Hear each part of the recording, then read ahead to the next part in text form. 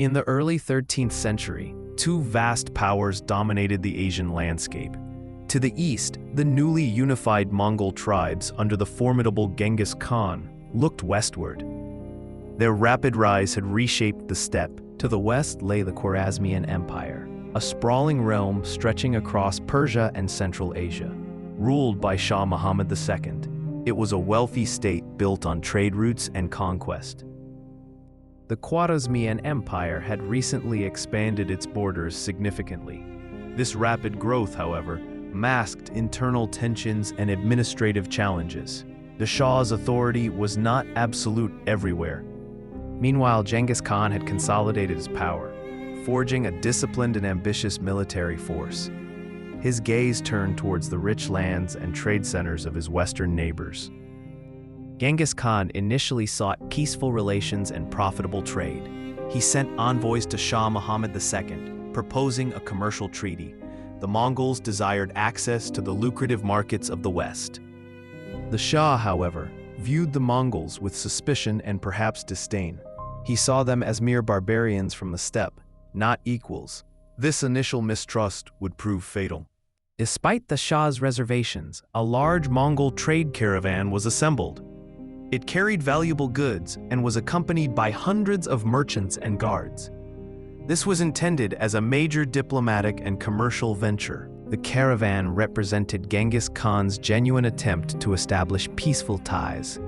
Its fate would dramatically alter the course of history for both empires. The Mongol caravan arrived at the Khwarazmian border city of Otrar. The city's governor, Inalchuk, was a relative of the Shah and deeply suspicious of the Mongols. He saw the caravan not as merchants, but as spies. Acting on his own initiative, or perhaps with tacit approval, Inalchuk seized the caravan's goods. He then ordered the execution of the entire Mongol delegation, including the merchants and guards. Only one camel driver reportedly escaped to tell the tale. This act was a grave insult and a direct challenge to Genghis Khan. It violated diplomatic norms and destroyed a valuable economic initiative. The governor's rashness ignited the powder keg. Upon receiving news of the incident, Genghis Khan was reportedly enraged but initially pursued justice through diplomacy.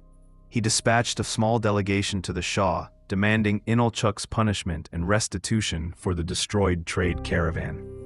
Shah Muhammad II's response to Genghis Khan's demand was arrogant and defiant. Instead of handing over Inalchuk, he executed the Mongol envoys. This was an unforgivable act in Mongol culture. Killing ambassadors was a clear declaration of hostility. It left Genghis Khan with no diplomatic recourse. The Shah had effectively slammed the door on peace and invited retribution. The Shah underestimated the Mongols' military might and Genghis Khan's resolve. He believed his empire was strong enough to withstand any attack from the steppe. This proved to be a catastrophic misjudgment. With diplomacy exhausted and his envoys murdered, Genghis Khan prepared for war. The Otrar incident and the Shah's subsequent actions provided the perfect pretext for a full-scale invasion. The events at Otrar and the Shah's defiance sealed the Khwarazmian Empire's fate. Genghis Khan mobilized his armies, redirecting his focus entirely towards the west. The vast resources and manpower of the Mongol Empire were now aimed at Khwarazm. The stage was set for one of the most ruthless and devastating invasions in history. The Shah's arrogance and the governor's greed had transformed a potential trade partnership into a brutal war. The Khwarazmian Empire stood on the brink of destruction.